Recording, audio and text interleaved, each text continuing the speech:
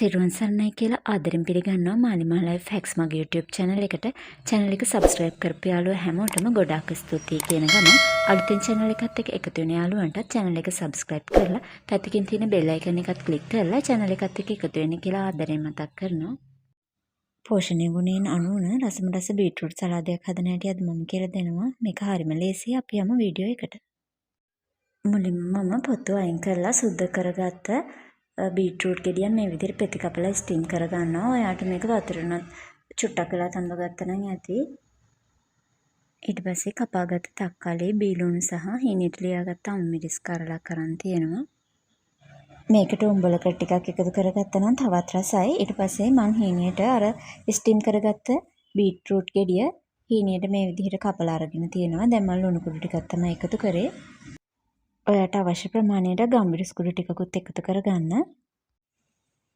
මම දැන් මේකට දෙහි චුට්ටක් මිරිකලා එකතු කරනවා. බීට් වෙලා කන්න අකමැති පොඩි බබෙක් වුණත් මේ විදිහට බීට් හැදුවාම නම් ආසාවෙන් කයි. ඊට පස්සේ මේ ටික ඔක්කොම හොඳට අතින් පොඩි කරමින් මිශ්‍ර කරගන්න. ඉතින් මේ බීට්රූට් සලාදේ පෝෂක ගුණයෙන් වගේම රසිනුත් ඉතායි හලයි. ඔන්න මේ තියෙන්නේ මං හදාගත්ත රසම රස බීට්රූට් සලාදේ. යාළුවෝ ඔයාලත් හදලා බලන්න. අද වීඩියෝ එකත් හොඳයි නම් ලයික් එකක් දාලා යාළුවෝ අතර ෂෙයා කරන්න. කමෙන්ට් කරන්නත් අමතක කරන්න එපා. අදට සමුගන්නම් හැමදෙනෙටම තෙරුවන් සරණයි.